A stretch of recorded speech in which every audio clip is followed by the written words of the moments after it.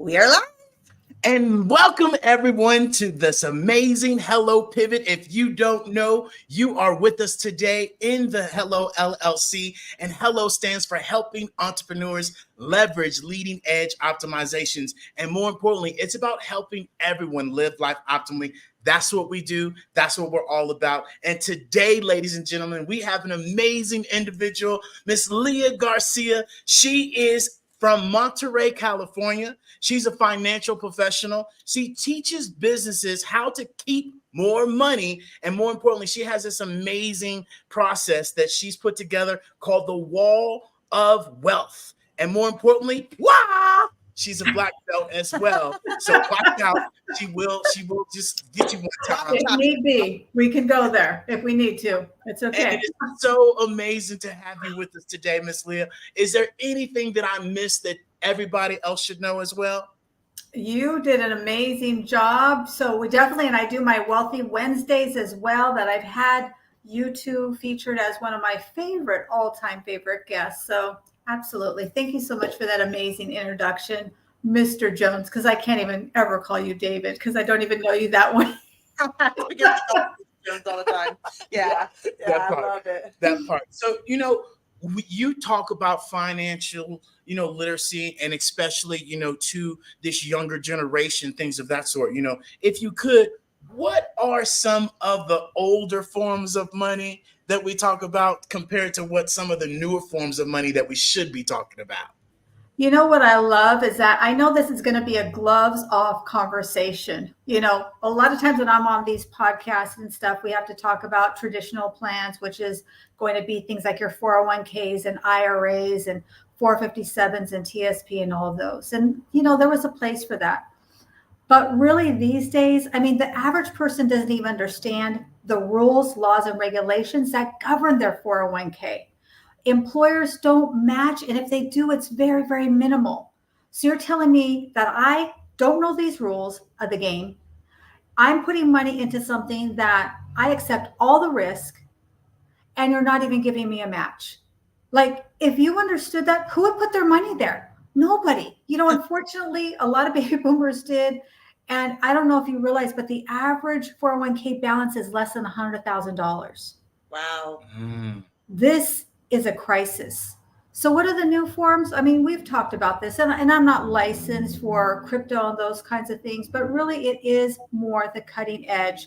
And like it or not, we're going to have to incorporate that and embrace it because it is the new retirement plans. We're really gone away of the dinosaurs, Social Security and traditional retirement plans, qualified plans. And now we have to take a fresh set of eyes on it. And so for me, going forward is really talking about life insurance retirement plans. Think of it like an IRA, like a Roth IRA. However, there's no cap, there's no limit to how much money you can contribute. IRAs and traditional plans have limits. And then when we incorporate the blockchains and Bitcoins, I think that's going to be the new three-legged stool. It used to be Social Security, your pension, and then a 401k. We know pensions are no longer existing. 401ks, we just shared about that. So I think going forward, that's really going to be part of the three-legged stool for, Gen X, not Gen X, but millennials and going forward. Yeah, that's crazy that you say that because I shared with people 7-8 years ago, hey, your 401k, the Social Security, it's going to be gone here, in the near future. And here we are, we're facing this moment, especially the facts that you just mentioned. And I shared Social Security, not 401k, Social Security, right? That's going to be gone by 2033. And people looked at me crazy and were like, what? And we continue to share with people, especially with this new technology, we're shifting. We're moving to a global market to where the US dollar, the peso, the Colombian dollar, all these different values of dollars, especially as we do business on an international scale, it has to, even out and make it easier for people. And this is what we share. You have to be able to understand the facts more than anything else, especially with our feelings. Yeah, that is so huge. Even the way that we are able to communicate, even the way that we are able to move around the world. I said this years ago that we were in a global world financially. Somebody has something happen across the world and we know about it in less than a fraction of a second, almost in real time. So we truly are in a global economy. We could be in a different world in a different country in just a few hours, and pretty soon we're going to be populating Mars. So can we really think that the old things, what got us here isn't going to get us there? It truly isn't. And with the wealth transfer, Gen X and the baby boomers, we're in the middle of the biggest financial wealth transfer in the history of the world. And where is it going? Is it going to, taxes and all that stuff? No, it's going to Gen X. And very, very soon, they're going to control the majority of our wealth. And so what does that look like? Yeah, and that you hit the nail on the head, because we are in the greatest time of, I think it's a dynamic time to be alive, right? Yeah. We are in a time of the greatest wealth transfer, as you speak about. And a lot of people, and as you say, we want to make sure everybody understands that, you're not licensed within the blockchain cryptocurrency side of things, but it's the knowledge of knowing that that's where we're pivoting to. Really, to be very frank, just so everybody knows, public service announcement, nobody's licensed in that area right now because there's not regulations on it. And until there's regulations, then we can have, people that are licensed within that arena. But my point being is it's been very dismissed, and so something that I love this conversation. I have started to geek out on the financial side of things, and because of fintech and blockchain and the moving of where, like we talked about, the third leg of the new stool. But I have a question for you. My question for you is, we always hear these myths, and you were kind of speaking about like the knowing the rules of the game, as you were just sharing. But what myths do we currently, as a population and as a society, think that is going to be there, that is really something that we need to debunk, and understand that in the financial terms that that's not really going to be the case? Right. Well, there's a few of them, but one that just screams at me. And again, this is a gloves off conversation.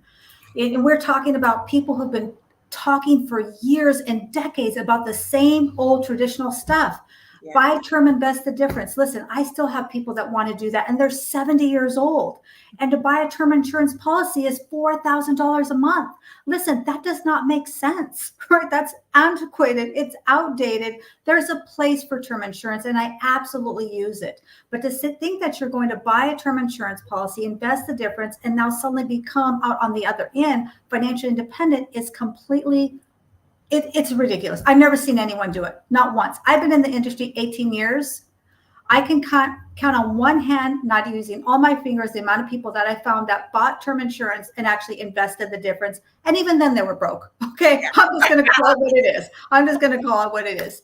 And then secondly, a lot of these financial professionals, wealth managements, they talk about budgets. That's punitive. You can't go out to lunch. You can't go out to dinner. Don't ever spend anything that you don't absolutely vitally need. Sell your car, burn your furniture, sell your children. I mean, this is crazy. And some people did follow those, but to me, it's punitive. And if we look at our money as punitive, as we're being chastised, we're in trouble, that's not bringing good energy to your money. That's not exciting to me. And I don't ever even talk about a budget. I talk about a spending plan. When I meet with a family, I talk to them about a spending plan. Listen, you've amassed these assets, hundreds of thousands or even millions of dollars. What good is that money doing you if you never spend it? So we have to embrace putting together a plan that allows you to spend your money, enjoy those golden years. And by the way, also at the same time, create generational and multi-generational wealth. My enemy is generational poverty. I grew up on food stamps and welfare. And my entire family, my entire life, I always heard money doesn't grow on trees. Only snobby people have money. Listen, if you have money, then you're not a good person. And I respectfully disagree. I know many multi-millionaires and even a billionaire that is some of the most incredible people I've ever known. They're so generous and giving, and they're talking about the things that we're speaking of today. So I kind of went on a rant there. So No, No. but I love it because and you speak exactly what we have been sharing within our rooms is that, all of this older style mentality of what yeah, our parents know. David's dad would always say, save your money, son, save your money, son. My mom would be like, save your money and invest, get into the stock market, get your 401k going and doing all those, because that's what they were taught. And like we were having kind of sharing off camera is there was an old guard and an old way of doing things, but that, as we have shared, the younger generations have seen the older generation lose their pensions. I mean, the trucking company that just closed down 6 months ago, and they were like, by the end of the year, and they're like, yellow trucks. those pensions we Yep. had, we're not honoring any of them. That's People right. their life for 40 years, and that's where we're coming from right now, is where people are understanding the dream I was sold was go to college, get a job, and work 40 years so you can retire for 40 years and make 40% of that in your retirement and do it the traditional way. And then so we show up to be loyal to a job, and then all of a sudden a company like that trucking company goes out of business. We're not going to honor any of the pensions. And now you have people who are I was literally watching stories of people just devastated. What do? They've worked for 40 years and they have nothing. Right. Yeah. And this is a statistic that I saw, and it really blew my mind, that the average person only stays on a job now 2.5 years, 2.6 years, I believe it is. Back in the day, you got a job. I don't care if it was a garbage truck, J.C. Penney's, working in the cannery. You could work for 20, 30, 40, 50 years and have a pension that paid you the rest of your life. And that for a lot of people was all they knew. Now, that's not happening. We have no loyalty to our employees, even to our executives. They got laid off in a moment's notice. I mean, how many times are we looking at the news? Companies going out of business, scaling back, laying off. We're not firing you. We're just not going to give you any hours. Like, what is this? So should we really be investing in a program where we have no financial control over it? Now is the time to look towards your money and really take a hard look and make those decisions for yourself. Stop allowing other people who don't know you, don't care about you, don't know about your family, make those decisions for you. Yeah. And you say something that is so huge. We remind people, you are the money. Yeah. A lot of the times, like you said, mama, money doesn't grow on trees. Yes, mama, it does grow on trees. It's paper. And these old mentalities that we have grown up with, that we've talked about. And this is where we've shared with people, hey, this is the time that you need to leverage your influence and you need to find other streams of income. So you can invest, so you can learn about these things, because old keys are not opening new doors. And some of these keys that you're holding that are old, there is no more doors there. And so this is where people have to really make that shift and that pivot to move forward and learn these things and get with people like yourself that can give them a fresh state of mind, because this is something that we share. A lot of the time, 72% of the times as entrepreneurs, we rely on our feelings and emotions, and 90% of the times businesses don't make it the first 5 years because we're not looking at the overall picture. And so, what are some of the most transformative, technologies that you're currently seeing in the financial industry right now? Especially, we talk about AI, we talk about metaverse. I love that you debunked, a lot of the things that people have, because we have that on metaverse as well, and AI that a lot of people think, and it's like, no, that's incorrect. So what are some technologies that you see coming in the financial sector? Well, if you talk to me before the pandemic, I call that BC, before, That's great. The insurance industry is a very traditional industry.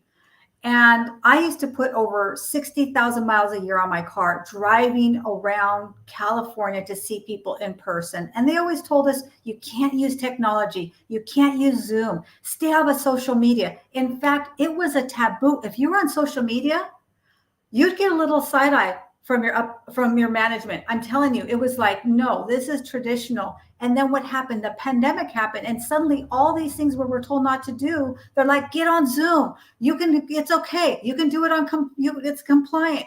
Get on social media so people can see who you are. You know, the outdated model is having a business card and a website. I can't remember the last time anyone asked me for my business card or, by the way, my website. If they ask me for my website, there's probably like they're 70 years old. Mm-hmm. Right.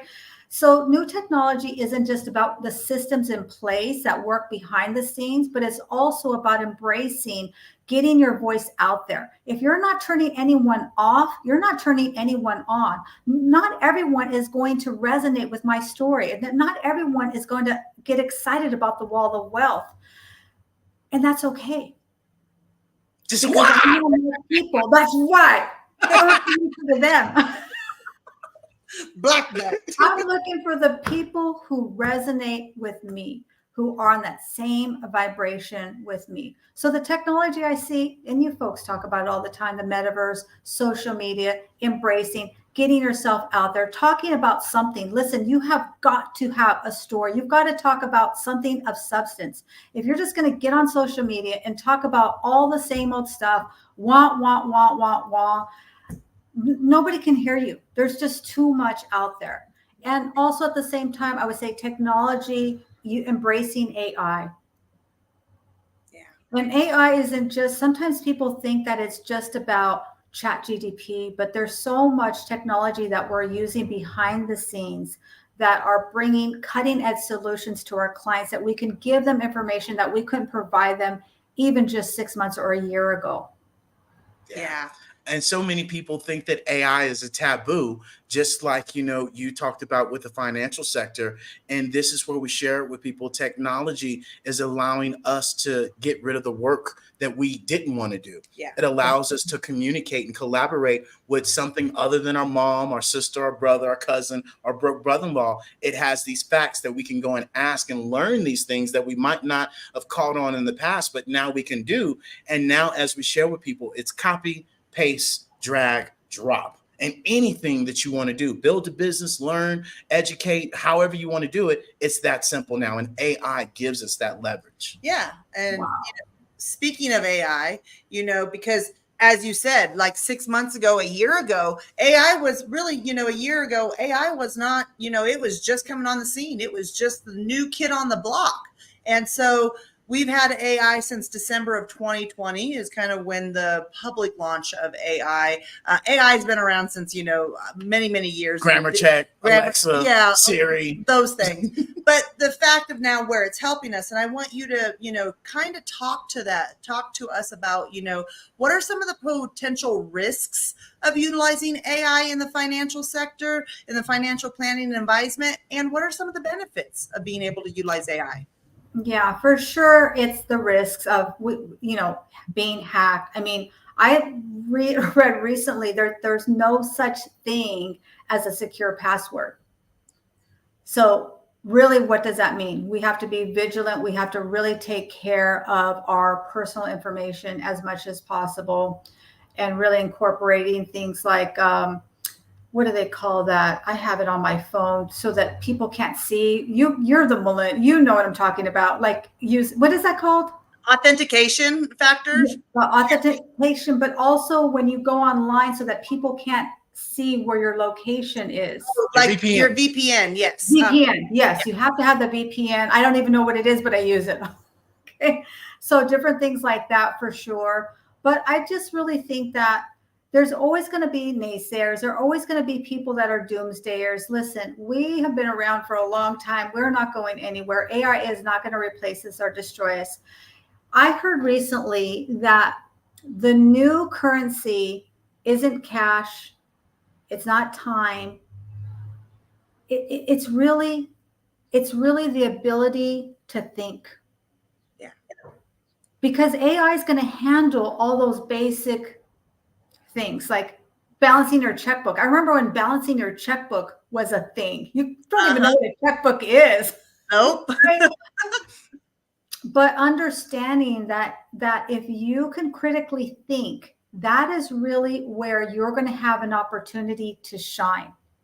Because the AI cannot, I mean, it's going to do some things for sure, But I think really what we're going to differentiate ourselves is that ability to critically think and not really doing the labor stuff any longer.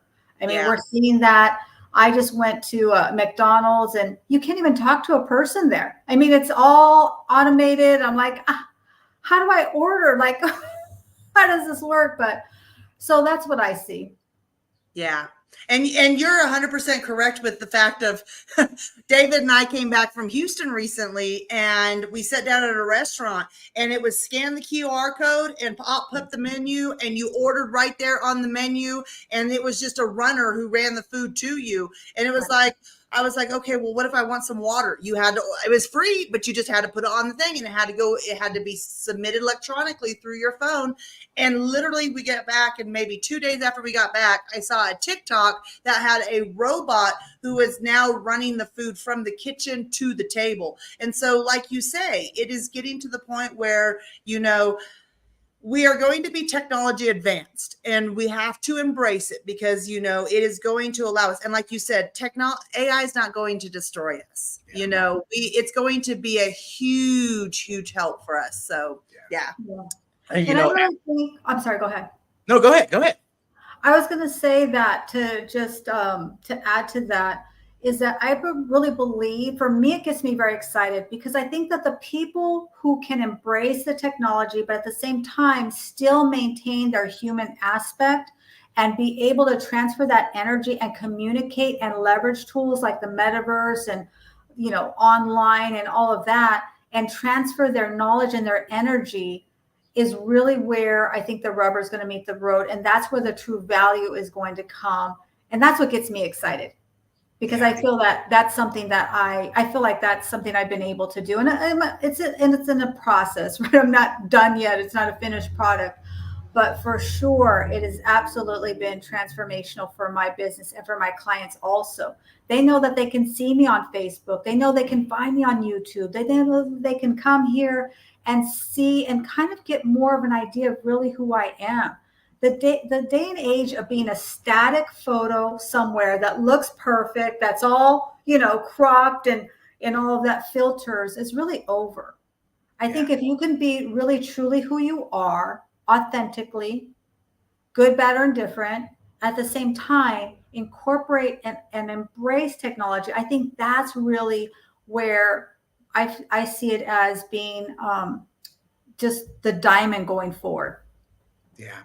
And, especially as we talk about technology and the experience that we create for people, especially when you said beforehand, don't use Zoom, be the road warrior, be the hotel warrior, be the belly to belly. And this is something that, we see and that we hear a lot of the times is that people have to be in front of somebody to talk about their services or show their services, when right now people aren't doing that, especially this younger generation. They're not going to be meeting with Miss Leah in their kitchen, table and saying, let's talk about this 401k, all of these things, So, and especially, utilizing metaverse, now you can create a whole entire environment where they can learn about the wall of wealth. You can be able to have your master classes. Your Zoom calls are obsolete. You now can say, hey, meet me in my virtual metaverse world, where they can join you from their cell phone, from their laptop, from their VR headset, and have a completely different experience. And no, you don't have to get all dressed up and dolled up. You can be bald headed. You don't have to have hair. You can't have hair, whatever it is. But no longer do we have to, present ourselves, because people know that your chakra, your voice, is the strongest chakra, and people want to hear you. And you're absolutely right. A lot of people now want to go to straight selling, right? They want to sell. When you have to build a brand, and this is where your social media, this is where you're representing yourself, especially with our Biz in a Box, where you can tell people, hey, go here and learn about all that I do without me, and or forget a website, go to my QR code and go to my, my metaverse world, where you can see everything that I do right there and then on the spot. And so this is really where, I'd like to ask you, how do you see the future of the financial, industry going? How do you think that process will move forward now with all this technology? I mean, the technology is something you have to embrace. I think that the average financial professional is like age 60, which means, listen, we are outdated. Okay, we are outdated.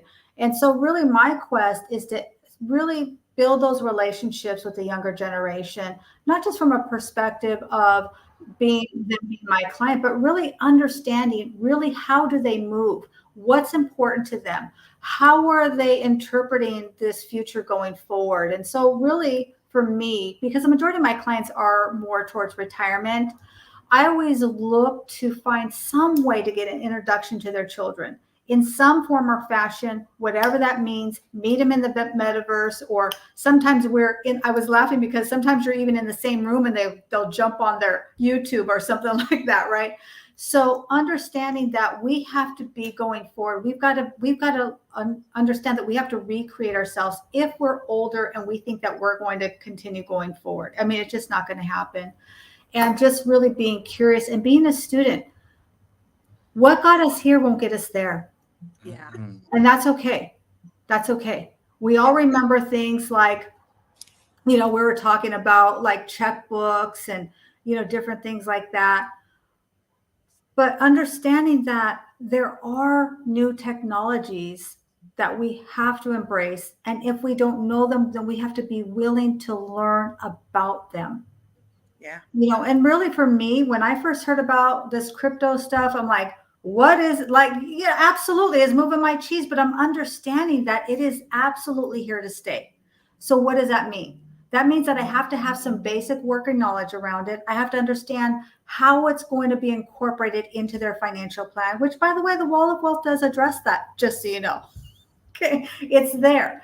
So when we can do that and not come from a punitive point, not there like we know everything, we've been around, we've seen it all. No, listen, this is a new world. So that's really my take on it, is being willing to unlearn some things, because some things aren't going to be, even like I said, 401ks, I think you kind of get an idea. I do have a lot of clients that have 401ks. They are not by any stretch of the imagination anything that I guide people towards at all. I give them alternatives. Right. I absolutely educate them and give them alternatives. And how do I educate them? By teaching them the rules. Yeah. And understanding that. So hopefully that answers your question, Mr. Jones. Absolutely. And, it's kind of funny because for those that know, we used to live in Houston, and we would go to our bank that was just down the street, and it was 100% no employees. It was 100% technology. You had to use your card to even get into the door. So you had to take your debit card or put it in, it'll slide in. They would be, okay, this is an active card. It would give you access into the lobby. And then you could go into the ATM. You could go in, if you needed to meet with somebody, you could go into a little teller room and it would call up a service agent to be able to help you. And so I say that because we are moving to a point where, like you shared, BC, 4 years ago, BC, it was not Before this. Corona. Before, yeah. COVID, yeah. It was not in the light of, it was belly to belly. It was, hey, I'm going to go in and talk to my banker. I need to talk to that person, and have that conversation. And now technology is advancing and has been that Bank of America that is, completely it's just a humanless. It's just a little kiosk too. It's not a full standalone. It's next to a Subway. Yeah. It's next to a tanning salon. So it's literally one of those little kiosks, little places that has where you go into the back office. And if you want to talk to a teller, you literally got to go to the computer and get somebody, wherever they're located. They put you online, to wherever. Yeah. And so, that, which is where, the reason why I was sharing that and David was sharing that is because it's going to be to a point where you're walking around metaverse like I was just walking around, and you're going to have the ability of a Bank of America that's an authorized door. You go in and it's going to be like, all right, what's your account number? You key in your account number and they're like, all right, that's active. You come in and it's going to be all 100% within a technology realm. It's going to be to where we come and meet. I need to go meet with a financial advisor because I need to, allocate some assets, whether they were, obtained through an old way or a new way. I need to allocate those assets into an investment, portfolio, and then where I'm going to walk up and say, "Oh, Miss Leah, sign," and click that button and schedule an appointment with you. And it's just going to be, 100% where what we see currently in our cities are going to be more of a technology base, which leads me into my question of, we've talked about technology, we talked about where we're going in that, but how does technology improve the customer experience? How is technology right now helping you improve your customer experience, and how do you see that in the future moving forward? Yeah, one thing that came to my mind when you were talking is really being accessible at all different times. And that's really where I see the metaverse and the, Hello LLC is really giving the client ability, whether they're a night owl or an early bird, or they're traveling across in another part of the world or the country, and being able to learn about you without having to speak to you. I think that's so vital and critical, because how many times do we go into a shoe store? I don't know if people even go to shoe stores anymore, but when we used to back in the day go into a shoe store and people would say, you were there to look at shoes, obviously, and they would say, "Can I help you?" What do we automatically say? "I'm just looking, don't bother me, I'll talk to you." We don't really like that initial interaction. We want to be able to peruse and look at what we're doing. So going forward, absolutely having a social presence for sure, embracing the AI technology that's in our back office that allows us to show more dynamic results for like comparison side by side when it comes to looking at life insurance, retirement plans, LIRPs, cash value life insurance, and comparing it to things like their 401ks and stuff like that. So that's really where I see it. And one thing that we bring to people's attention, anytime we bring anything new, there's always this fear factor. Yeah. And number one, there's a fear factor because most people don't know what it is and they're afraid of it and they think it's going to take away from them. Anytime in nature, anytime in our civilization, it's never been where it's taken, where AI is going to have a surplus of 150 million jobs. Not only that, we look at the banking industry. When they created ATMs, you're right, everybody was like, "Oh my God, bank tellers are going to be gone. It's going to be crazy." And what did it do? No, it increased, all effectiveness for everybody to not have to go inside, to be able to get all this information. It literally helped more than anything. And so just like with the television, just like with the TV, just like with the internet, anytime something new comes about, we have this rejection because it's uncomfortable. It's something new. And this is where we share with people success is in uncomfortability. Yeah. Success is doing the things that you know you should do that you're not doing because, like you said, I got to say this. What got us there won't get us there. What got us here? What got us here? Yeah, won't get us there. And so I love that because so often we stick in that mindset of how things used to be. My father says it all the time. "Boy, they ain't got customer service no more. They don't care about you saying this, that, and other." I'm like, "Dad," I'm like, "Yes, that's how it used to be." But now when we used to go grocery shopping, it only used to be one aisle of the self-checkout. Now it's the whole entire store. And now guess what? Everybody's talking about, "Oh, I'm afraid of metaverse. I'm afraid of this." You're not going to the store now. You're shopping online and you're driving up and it's sitting in that parking spot, number 17. Go ahead and put it in the back. I'm good. I'm not going That's so good. This 2 points. 2 points. Oh my gosh, this is so good. So number one is that I would say champions don't panic, we pivot. Anytime there is a disruption, there's an opportunity, right? It's the law of the universe. It's the way things work. And really, when I think about the universe, the metaverse and technology going forward, we're going back to where we used to be, where people are starting their own businesses. They're creating new systems. They're being innovative. Back in the day, we didn't have jobs. We all owned businesses. I had a chicken farm and maybe Mr. Jones had a cow, and we would barter and trade for things. And maybe Miss Tara over there, she was crocheting or sewing up some stuff, right? And that was really how our country was founded. And I feel like we're going full circle and not putting all of our eggs into our employer's basket, and now starting to create our own baskets and reinventing what those baskets even look like and what they hold and how we can barter and exchange those going forward. So that was so good. Absolutely. Yeah. That was so, so good. You know, you hit the nail on the head with the conversation around that, you know, in the late 1900s, you know, it was over 90% small business owners. As you say, we were built on small businesses. We were built on somebody in the community did that. And David and I, for those that don't know, are digital nomads. We're living here in central Mexico at the moment right now. And that's exactly what it is like here. It is everybody's an entrepreneur. And I told David this the other day. I said, I saw something that said, you know, in America, you'll tell somebody, oh, I'm an entrepreneur. And that's like, ooh, you know, wow, that's pretty jazzy. You tell somebody here in Mexico you're an entrepreneur, they just look at you and go, so am I. Everybody is. Everybody in Mexico is an entrepreneur because, you know, they understand the value of, okay, well, my cousin George does that, you know, go get him to, you know, be able to help you with that service. And now, you know, as you say, we're almost flipping these times again because, you know, 10, 20 years ago, it was the fact that 90% of businesses were corporate, large corporations, and only like less than like 5% were small businesses. Oh. And like you said, that's flipping. That's flipping because of the age of time that we're in. People are no longer drawn.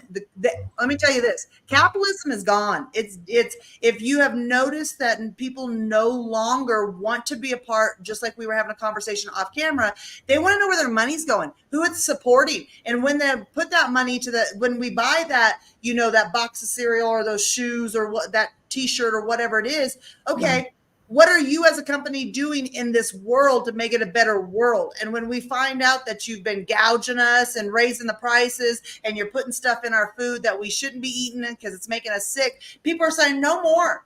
I don't want to be a part of that. And so this is the same thing that's happening within the financial sector is we have shared this entire time is we are in the greatest transfer of wealth. And that means, like you shared at the very beginning, the stool is changing. The legs on the stool are changing. And as you stated right now, champions pivot. You know, they don't sit there and, you know, whine about it. They just make the pivot. And it comes down to the simple fact of anybody listening to this now or in the recording, will you make the pivot? Will you go out and, like Miss Leah said, she wasn't so inclined about cryptocurrency when it first came out because she's like, what is this stuff? But now understanding, because she has the financial background, you understand where we're going. So because of that, you understand that you need to be knowledgeable, whether it's regulated or not. We know where it's going. And so with that, Miss Leah, we want to, you know, open it up for any closing remarks that you would love to leave us with. Please share with everybody how they find you, how they can book a time with you to contact you, to be able to set up an appointment so that way you guys can have a conversation. Please share that with the audience and any closing remarks you would love to leave us with. Yeah. In closing, I love what your segue was so perfect because my closing thought is this. Now is the time more than ever, you must look towards your money.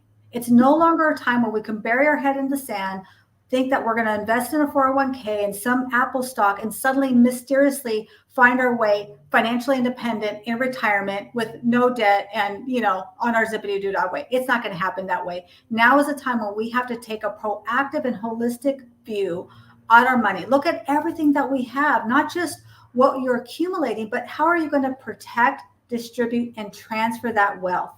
You know, my intention is for my clients is to create generational and multi-generational wealth. We've already had multi-generational poverty. Okay, we've already done that. And we saw how that works. Now it's time for us to really be proactive and create multi-generational wealth because we absolutely can.